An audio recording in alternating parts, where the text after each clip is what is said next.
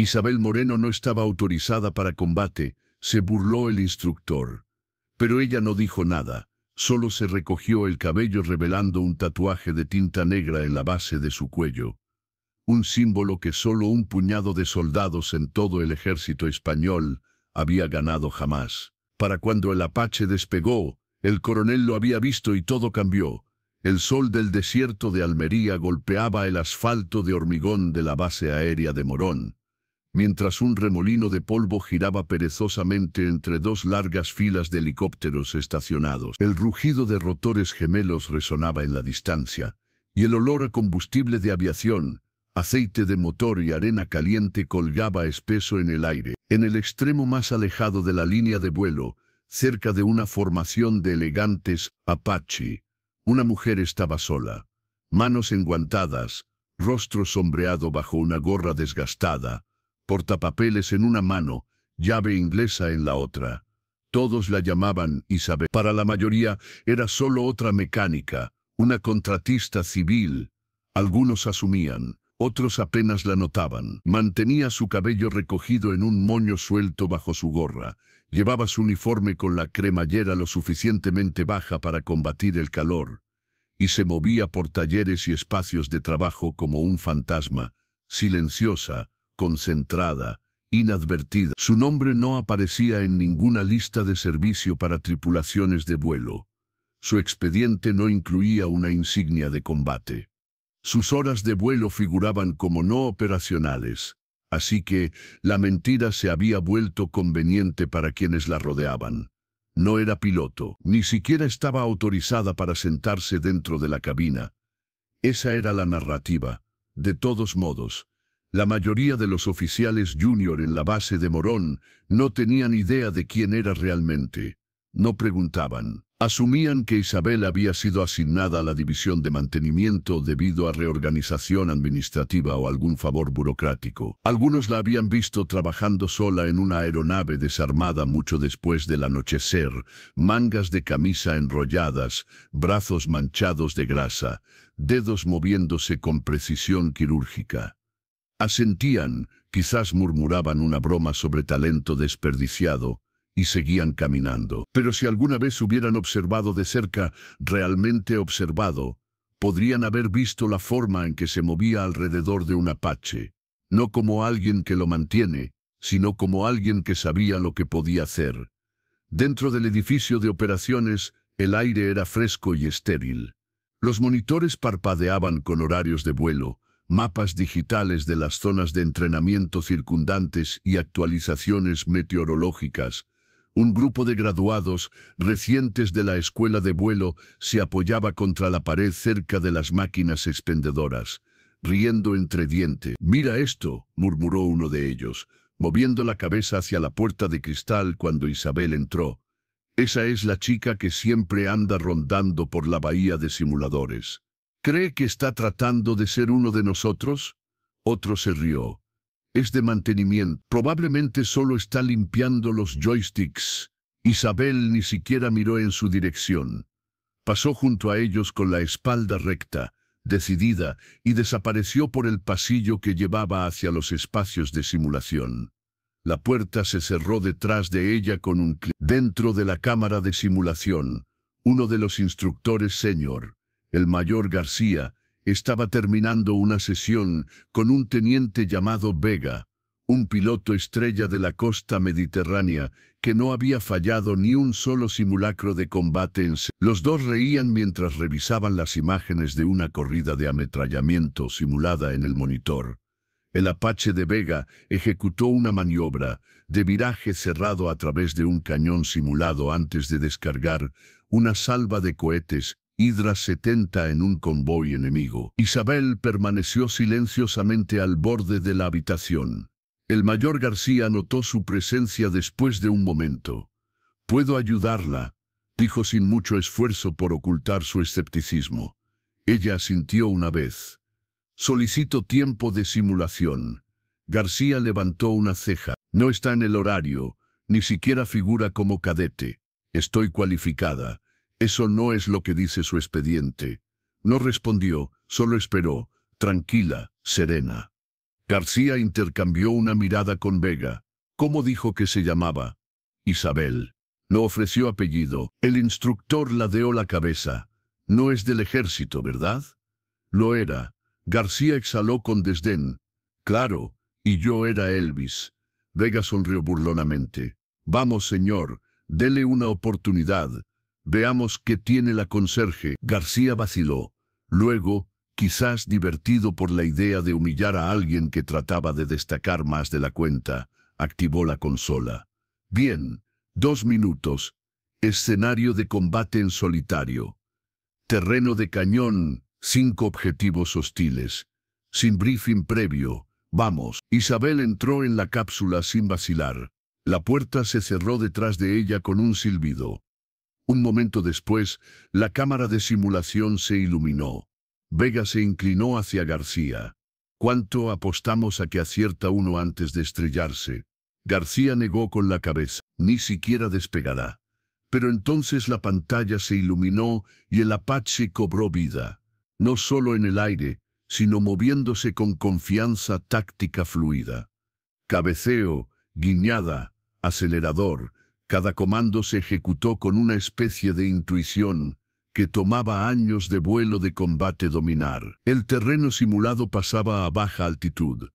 5 marcadores rojos aparecieron en la cuadrícula del radar, representando unidades de blindados enemigos en movimiento. Isabel ajustó altitud, cambió vector y se lanzó a un valle estrecho donde la pérdida de señal de radar la haría momentáneamente invisible.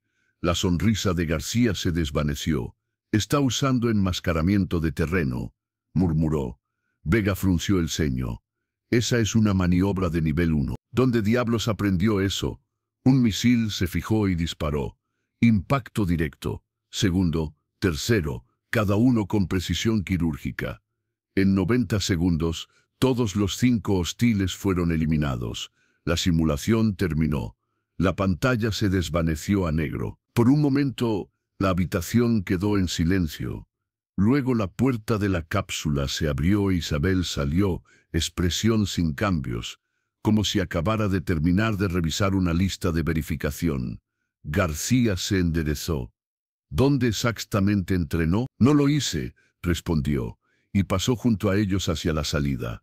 Solo una vez que se había ido, Vega notó la marca negra desvaída en la parte posterior de su cuello, justo debajo de su cabello recogido. Un tatuaje, simple, austero, una insignia que casi nadie fuera de una fuerza de tareas conjunta clasificada reconocería. Los ojos de Vega se abrieron. Señor, esa no es una civil. García no dijo una palabra, pero esa noche hizo una llamada a alguien con estrellas en el cuello, porque si esa marca era real, entonces Isabel no había sido solo una piloto.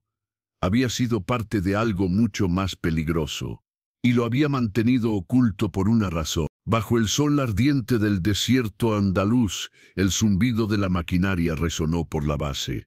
Llaves inglesas manchadas de grasa tintinearon contra el metal, mientras los técnicos se afanaban bajo palas de rotor y fuselajes. Entre ellos estaba Isabel. No llevaba rango, no hablaba mucho, y nadie sabía cómo había terminado trabajando en el hangar de helicópteros de la base del ejército. La mayoría asumía que era solo una contratista civil, tal vez alguna fracasada con talento para motores, e Isabel no hizo nada para corregirlos. Su uniforme era el estándar para contratistas en el sitio, mono azul marino, desabrochado lo suficiente para combatir el calor, revelando una cicatriz tenue que corría por su clavícula, apenas visible bajo su camiseta blanca. Su cabello estaba recogido ajustado, pero algunos mechones rubios se curvaban sueltos bajo su gorra. Sus ojos verdes como proyectiles trazadores de artillería escaneaban cada perno que apretaba, cada línea hidráulica que reconectaba. Se movía como alguien que había vivido toda una vida alrededor de aeronaves, cada movimiento eficiente, practicado, automático, pero para los soldados que pasaban por las puertas del hangar era solo la mecánica otra vez. «Buenos días, mono de grasa», había bromeado un piloto una vez. Ella ni siquiera había levantado la vista. Ese día comenzó como cualquier otro, hasta que una llamada de briefing resonó por el intercomunicador. Un equipo de reconocimiento había perdido comunicación en el extremo lejano de una zona de entrenamiento cerca de la cresta montañosa. Los informes eran vagos, posible falla de comunicaciones, tal vez peor, y con solo 2 Apache operacionales en la base debido a mantenimiento programado, la urgencia se convirtió en caos. El coronel Ramírez irrumpió en el taller, sus botas de combate atronando sobre el hormigón. Su voz rugió por encima del sonido de las herramientas. ¿Qué Apache está más cerca de estar listo para vuelo? Isabel se limpió las manos y se adelantó. Cola número 7 Delta está preparada. Necesita verificación de sistemas y alguien que pueda manejar su distribución de peso bajo calor del desierto. Ramírez ni siquiera la miró. Pedí una aeronave, no tu opinión. ¿Dónde está tu supervisor? Está fuera de la base por 2 días. Soy la técnica senior en turno. Bueno, no estás autorizada para combate o vuelo. Solo déjalo listo. Conseguiré a alguien que pueda volarlo. Isabel no respondió. Se volvió hacia la aeronave y comenzó la verificación final de sistemas. Hidráulicos, verde. Sistemas de armas, verde. Diagnósticos, despejado. Los escuchó discutiendo en la oficina del coronel. 2 suboficiales debatiendo quién tenía suficientes horas de vuelo. Uno se había desmayado durante la aclimatación al calor la semana pasada. El otro no había volado un Apache fuera de simuladores en 6 meses. Isabel suspiró. Caminó hacia la cabina, se subió al asiento del piloto con la facilidad de la memoria muscular y ejecutó la lista de verificación final. Ella misma. Su mano vaciló solo una vez cuando alcanzó el panel de interruptores auxiliares. Fue entonces cuando el tatuaje se asomó. No era solo un diseño, era un símbolo, sutil, estilizado, entintado en el lado de su cuello como un susurro del pasado. Una daga fantasmal entre 2 palas de rotor. Cualquiera que hubiera servido en aviación de operaciones negras lo reconocería. Y eso fue exactamente lo que pasó. El sargento primero Ruiz, un tipo de logística con más despliegues de los que admitía, pasó justo cuando Isabel se deslizó los auriculares sobre las orejas. Se congeló a mitad de paso. Su boca se abrió ligeramente. Señora, ¿dónde consiguió esa tinta? Ella miró hacia abajo y ajustó el cuello. Solo algo que me hice. ¿Por qué? Ruiz no dijo una palabra. Se volvió y corrió de vuelta a la oficina del coronel sin tocar. Segundos después, Ramírez salió furioso, ojos fijos en Isabel como si la estuviera viendo por primera vez. Miró el Apache, los sistemas encendidos, la lista de verificación firmada electrónicamente con una señal de llamada vieja, pero familiar. Cuchillo Fantasma 6. ¿Qué diablos es esto? Isabel lo miró tranquila. Necesitaba un piloto. La aeronave está lista. Ramírez estaba a punto de ladrar algo cuando Ruiz se acercó y susurró en su oído. Ramírez palideció. ¿Es cierto?, le preguntó. Su voz más silenciosa. Voló bajo el coronel Mendoza en Afganistán. Isabel no respondió. No necesitaba hacerlo. Sube al maldito aire, ladró Ramírez al resto del equipo. Ella lidera esto. Sigan su aeronave. Los rotores comenzaron a girar. Las turbinas aullaron, mordiéndose en el aire del desierto con una ferocidad que silenció todas las dudas persistentes en la línea de vuelo. Isabel facilitó el colectivo. Los patines del Apache se levantaron del hormigón en un solo movimiento suave que desmintió el volumen de la aeronave. El polvo se arremolinó bajo el fuselaje, azotando contra las paredes del hangar, mientras sus rotores principales tallaron un círculo disciplinado de viento caliente. La misión fue un éxito total. Isabel localizó al equipo perdido, neutralizó la amenaza que los había emboscado, y los trajo a casa sin una sola baja. Cuando aterrizó, una multitud se había reunido, mecánicos, oficiales de vuelo, incluso soldados de infantería curtidos, que rara vez salían de los cuarteles. El coronel Ramírez se abrió paso entre ellos, casco bajo un brazo, rostro ilegible. Isabel se desabrochó, descendió la escalera, botas golpeando el asfalto con un golpe decisivo. Ramírez se detuvo a 2 pasos. Por un momento, ninguno habló. Luego su mirada se fijó en su cuello, el borde tenue de esa daga y tatuaje de rotor ahora rayado con sudor y arena del desierto. Su mandíbula se relajó. «Volé con un cuchillo fantasma una vez», dijo silenciosamente. «Provincia de Helmand, 2015.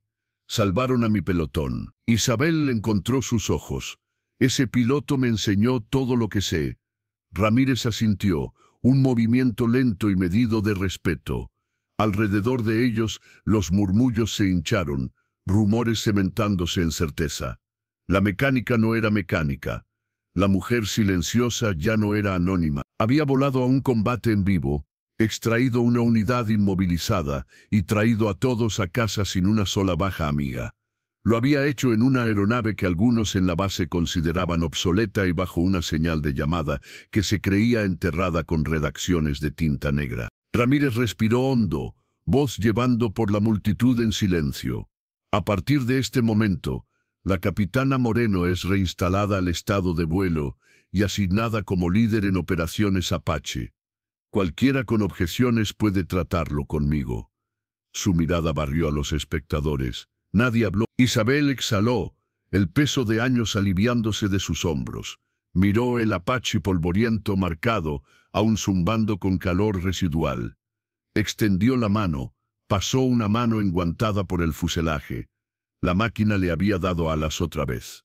Ella le había dado propósito. En algún lugar detrás de ella las turbinas rugieron cuando otra aeronave rodó. La base volvió al movimiento. Pero en ese estrecho bolsillo de quietud alrededor de la plataforma de aterrizaje, el respeto se asentó como rocío vespertino. Los dudosos habían visto suficiente, y el silencio ahora llevaba un tono diferente, uno de reconocimiento, incluso gratitud.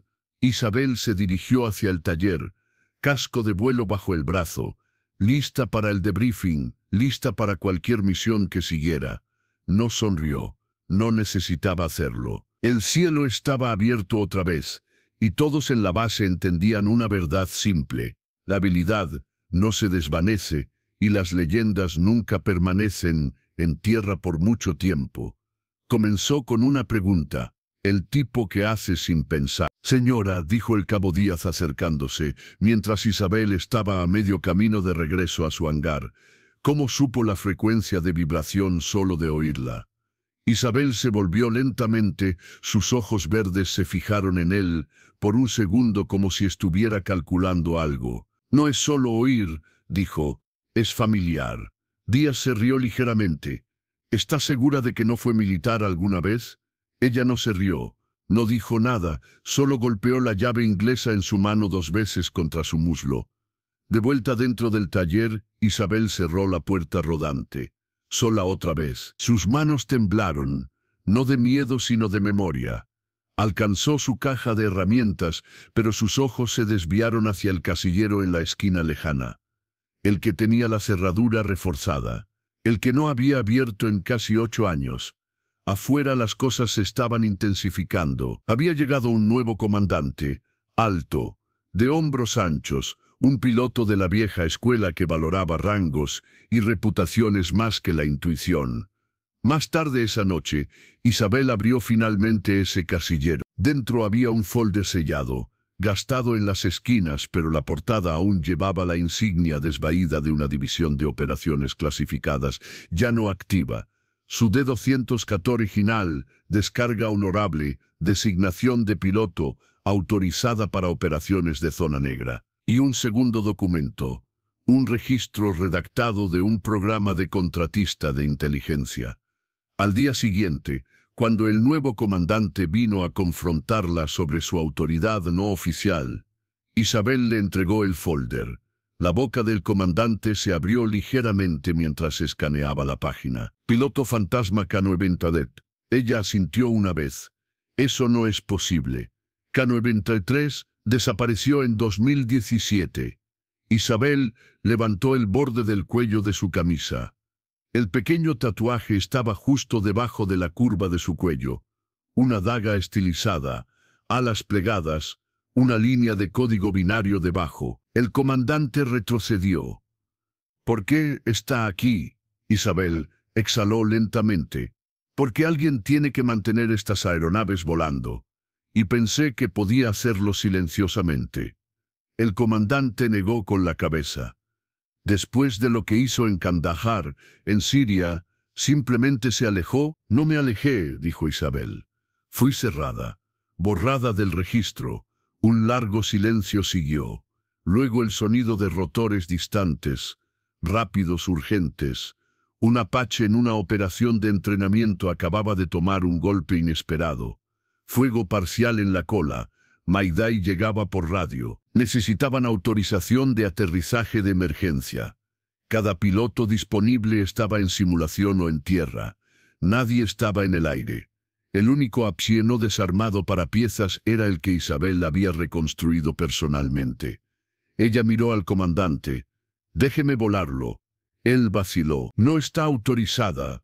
Ella se adelantó. «Tampoco lo está esa aeronave. Pero soy la única que sabe cómo respira». El comandante la miró por un momento, luego le entregó el casco. Las puertas del taller se abrieron otra vez, y por primera vez en casi una década, el piloto fantasma K-93 caminó hacia un Apache que había prácticamente reconstruido de memoria, mientras la base observaba en silencio. El momento siguiente cambiaría todo. 6 meses después, Isabel Moreno había sido reinstalada oficialmente como piloto de combate y asignada como comandante de escuadrón Apache. Ya no se escondía detrás de llaves inglesas y overoles. El tatuaje en su cuello, una vez oculto bajo grasa y cabello, ahora siempre era visible. Ya no lo cubría. No porque necesitara probar algo, sino porque ya no tenía que esconderse. Esa era la diferencia. Ella no había cambiado. Ellos sí. Una mañana, un grupo de pilotos novatos se reunió fuera del edificio de simuladores. Eran ruidosos, arrogantes, llenos de historias que no habían ganado.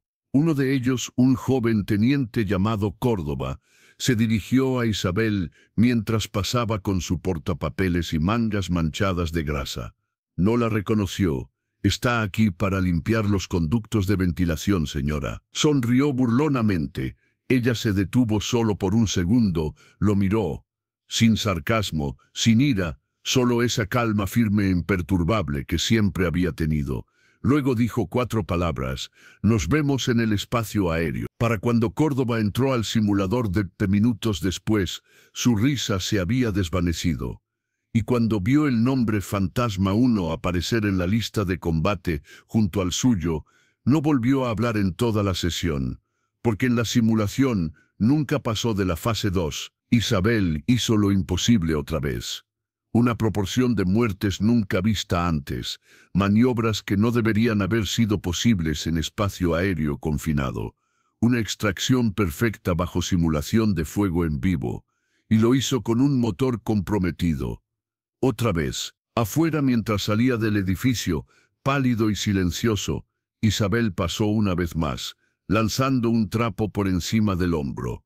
No dijo nada, no tuvo que hacerlo, pero el viejo comandante estaba allí, apoyado contra la barandilla, café en mano. «La próxima vez que veas a una mecánica», le dijo silenciosamente a Córdoba, «mira sus manos. Cicatrices como esas no vienen de arreglar helicópteros. Vienen de salvar vidas». Esa tarde, Isabel caminó hacia la pista justo cuando el sol se hundía bajo el horizonte. Su Apache permanecía inmóvil bajo la luz dorada. Palas silenciosas, cabina cerrada. No se subió, solo se paró allí, una silueta contra un cielo moribundo, observando, recordando, respirando.